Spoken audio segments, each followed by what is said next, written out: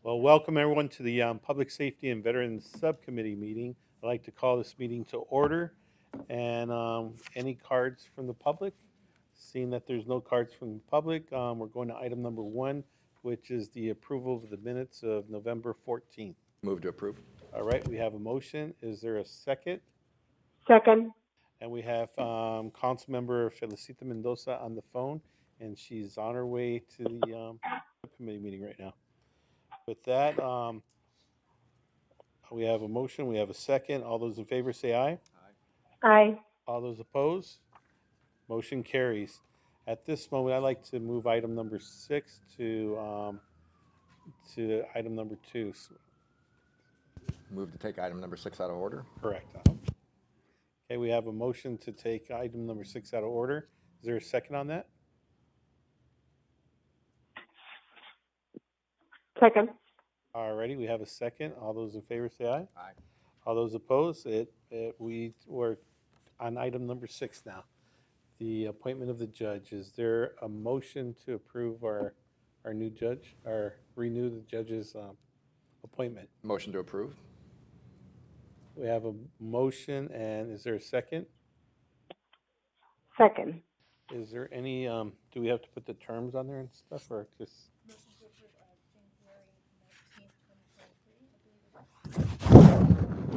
I amend my motion to approve.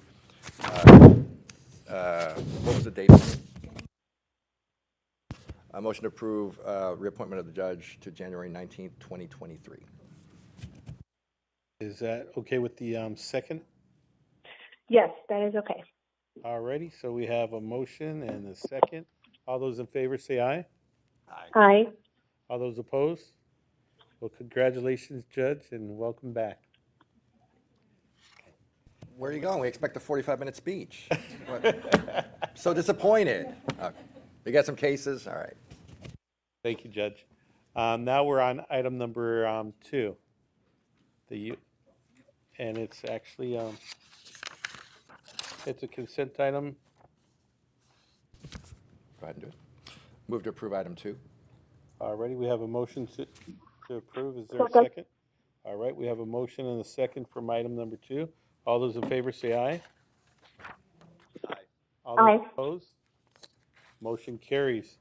The next items are for information and discussion, item number 3 and item number 4. And it's the texting to 911 service. I think it was Councilmember Mendoza that wanted more information on this. All yours. Good morning, Mr. Chair, members of Subcommittee. Assistant Chief Louis Tovar here to present this item. It's very much a collaborative effort between many public safety agencies in the metro region area, along with the members of the disability community, all collaborated or coordinated by MAG. This program just started earlier this year. So here to do just a quick short presentation, answer any questions you have. I'd like to introduce one of our newest commanders representing the Communications Bureau, Commander Amy Smith. Thank you, Chief Tovar. Good morning, members of the committee, Councilman Nowakowski, Chairman Oskowski, and subcommittee. This program went into effect. Okay, sorry. Thanks, guys. So this program went into effect April 2nd, 2018. Since April 2nd, 2018 till the end of September, which is about 6 months, we've had 1,300 text sessions that have come into our system. Putting that into perspective, that same time period, that 6 months, we've had just over 1 million voice calls that have come in. How we operate on the communications floor is we have about 28 dispatchers at the highest peak hours. And within those 28 dispatchers, 6 to 10 of them will also be responsible for the text to 911 sessions coming in. A few examples I'd like to talk about since April 2nd. We had a couple who was deaf who was able to text us and let us know that they had a medical emergency. We immediately got that over to the fire department, who also has this capability, and they were able to respond out there and help a 6-year-old daughter who was having a seizure. We also had another incident in the deaf community where a subject was involved, a driver was involved with an accident. He was able to let us know that he was in the accident, give us the location. We were able to respond out there with appropriate resources And this one in particular, I like to bring to attention to because we're also able to let the responding officers and first responders know that the driver was deaf. We've had multiple domestic violence incidences where the victims were able to let us know that they needed some help, and we were able to go out there and help them. Common question that comes up is, are we able to get the GPS coordinates? Are we able to find the location of the person that is texting? No, we are not. It's a different technology than the phone lines. We cannot accept text messages in a group, video, pictures, anything like that. It's strictly voice. Overall, I think this has been a benefit to the community, even though it's only been around for a short time, and I think we're seeing some positive reactions from it. Thank you guys very much. I appreciate the time today, and do you have any questions for me? Any questions for my colleagues? I do. Did you say this is a voice to text message? It's not a text message? Yes, ma'am. Councilman Novakowski and Subcommittee, it is just text messaging. But did you say voice to text or just text? This is just texting. Okay. Now, you mentioned that we started this program earlier this year. How are we getting the word out to the public? If you recall, back in April, there was a very big public service announcement. Then Mayor Stanton and the other regions that were putting this forward did a very big press release. And we also have a motto kind of about the program, and it's call if you can, text if you can't. Okay. Could you be able to send that information over to my office, please? Because I don't have any information on this. Absolutely. Yes, ma'am. Thank you. Thank you. So Commander, is there any way, or Assistant Chief, to get the word out there? Because I know that we had a press conference, but maybe we need to, I'm not sure if through the water bill, if there's through our offices, we can email individuals. Is there maybe a press release that we can get from you all that we can actually use in our newsletters and stuff like that? Yes, Councilman Novakowski and Chair. Yes, we can do that, and I'll work with our Public Affairs Bureau, and we'll get back to you on an update on that. All righty, thank you so much. Any other questions? Councilmember Mendoza, any other questions?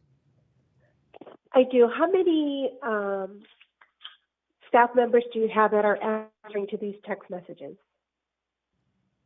At any given time in the Phoenix communication room, we have 6 to 10 operators that are responsible for receiving these text messages and responding. And you said so far it's been 1 million contacts that we have made, or? Voice. No, ma'am. I apologize for the confusion. It has been 1,300 text sessions that have come in that 6-month period. 1,300. Okay, thank you. Thank you. Any other questions, or that's it? That's it. Thank you. All righty, well, thank you so much. Thank you, Chief. Thank you, Commander. Our next item will be number 4. Our department budget updates.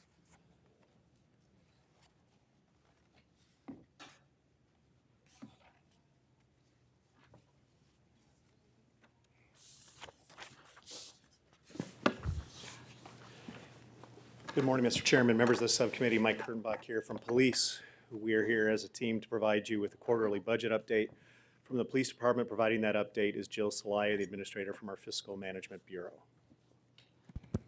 Good morning, Mr. Chair and members of the subcommittee. I will be presenting the Police Department's budget for actuals through the end of October. Currently, our budget is $673 million. We have spent $223 million, and we are currently on budget. The next slide is our expenditures for the first 4 months compared to last fiscal year. And the variance for October is due to an increase in salaries and pension for hiring, and also an increase for overtime because of the state fair, and our traffic bureau had to do some overtime for when the Trump visit. And then our top 10 expenditures are mainly personal services. The variance there is for the jail services. Last year, we only paid 2 of the jail bills, and this year we've paid 3. And then also for the industrial insurance premiums, our charges are less than last year. And this amount is determined by budget and research working with an actuary and determining what needs to be charged to the departments to cover the workman's comp program. And then finally, our revenues. Our difference for grants from last fiscal year is we had the 2013 COPS hiring grant, and that has been closed.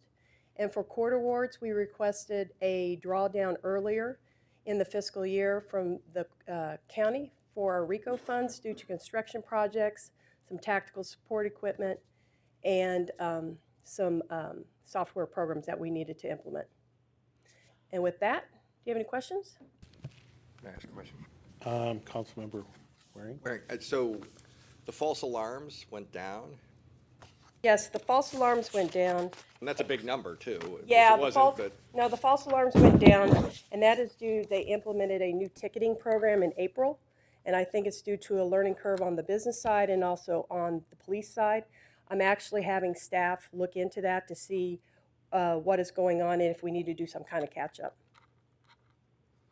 I guess I don't understand that last, if you need to do some kind of catch-up. Well, I noticed for this current fiscal year that we're like some of the tickets are quite a bit less than what we had in the previous fiscal year.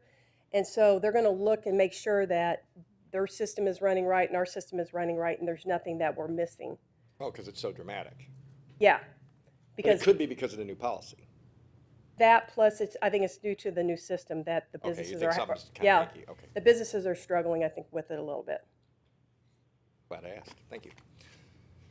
Any other questions? Thank you so much. Thank you. Good morning, Chairman Nowakowski, and I members have of the one more committee. question. Apologize. Councilmember? How much does it cost to put a frontline officer on the street? I mean, what's the current number? Obviously, it keeps going up with the pension costs and so forth, but how much does it cost to suit them up, train them up, and put them out? I'm sorry, I don't know that answer. I'll have to get it back to you. Can you get that totally? Yes, I'll get it back to you. Thank you. Mhm. It wasn't a gotcha, but I appreciate you looking it up later.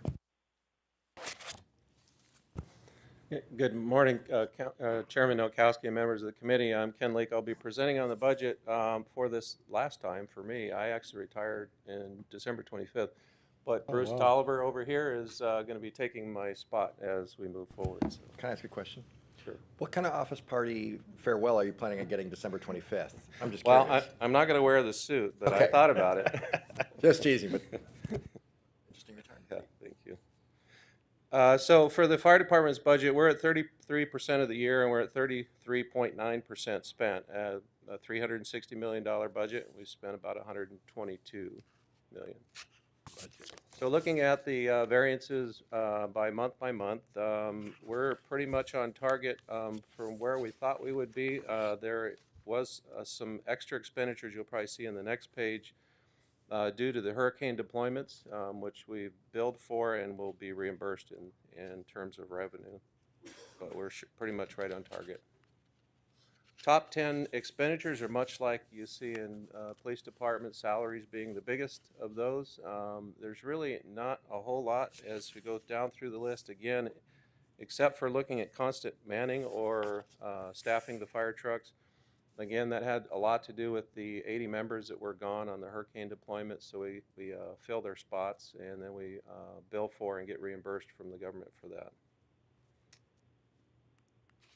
And then as far as revenues, our biggest revenue producers are ambulance transportation. We're right on track with that. We expect to hit what our final goal would be in that category. The next two are dispatch fees that we charge to the consortium or the governments that are part of our dispatch group. They're 100% cost recovered, so those we expect to be right on target as well. So with that, take any questions. Thank you. Any other questions? Go to our courts.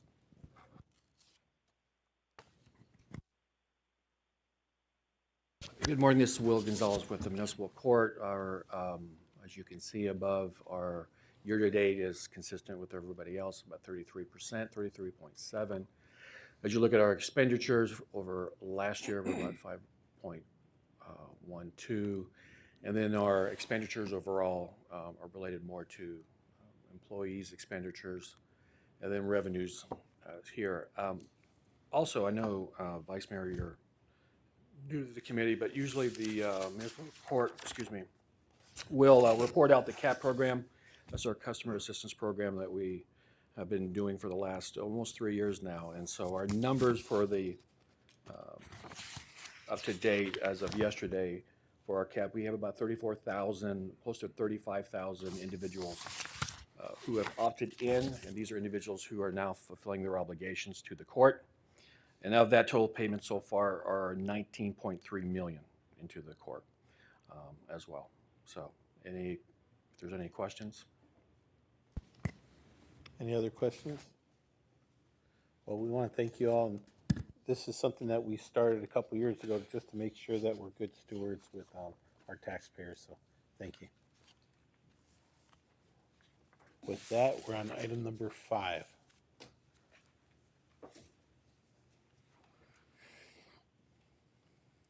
And we have our clerk. Good morning, Mr. Chairman, members of the subcommittee. My name is Denise Archibald with the City Clerk Department, and this item today is about scrap metal dealer ordinance as it relates to aluminum can dealers. And we'll see if this PowerPoint goes. There we go. So the scrap metal dealer ordinance currently is outlined in terms of regulations. It's regulated by the city code, and it does require a license, but there is an exemption currently for businesses that exclusively deal in aluminum cans. At a recent subcommittee meeting in October, we received a request from an industry representative to remove the exemption of businesses that are dealing exclusively in aluminum cans from the definition of scrap metal dealer, therefore requiring them to obtain a license.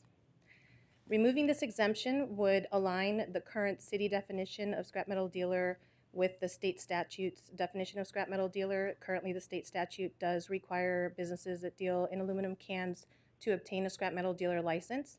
And it also may expand the number of businesses requiring to get licensed, since this group of businesses currently do not require a license.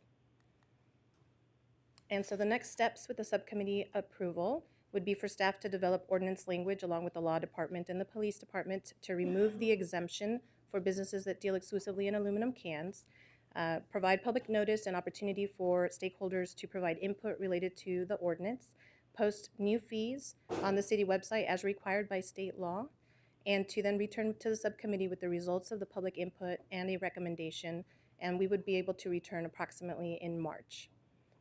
And so if there's any questions, I'm happy to answer them. Any questions? We do have one card from the public if my colleagues won't mind. All right, Brittany?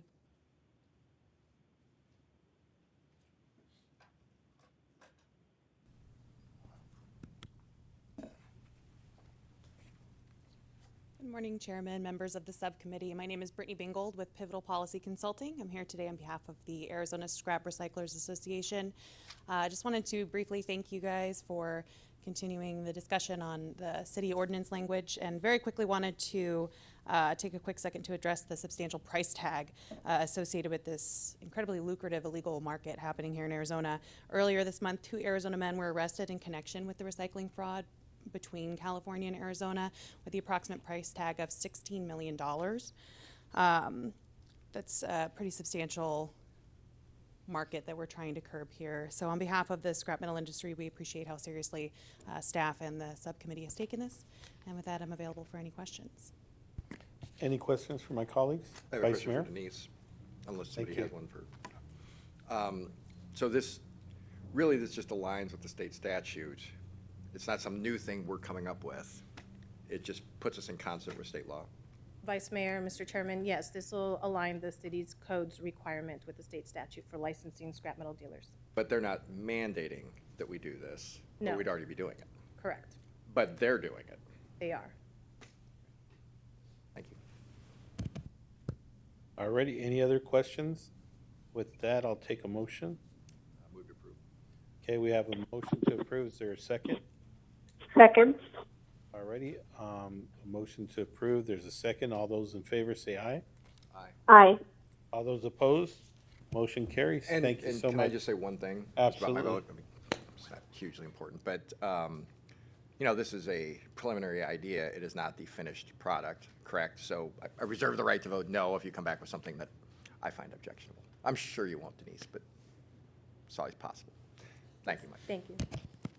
I believe Denise is going to do a great job, and we'll all vote on it. Thank you. That is true. So now we have call to the public. There's no cards. Future agenda items from my colleagues. I have one. All right, Up Councilmember Mendoza. to, thank you. I'd like to get a presentation on the current training plan for the Phoenix Police Department and a future training plan as well. Thank you. Anybody catch any of those words? Felicita, was it training plan? For the police department. Training plan from the police department. Already, we'll make sure to put that on our next agenda. Anything else? And just to clarify, current training and future training plan. Future training plans, right? and future. Current, And current training plan. all right, current and future planning, training plans for police and fire. Thank you. Uh-huh. You got better ears than me, and you got a year out of it. All right, Mr. Chairman. Telling you. With that, Mr. Chairman, Yes. we're also slated to have the junkyard ordinance on the January agenda, as well as a CMS upgrade for municipal court. sounds great. Okay. With that, meeting's adjourned. Thank you.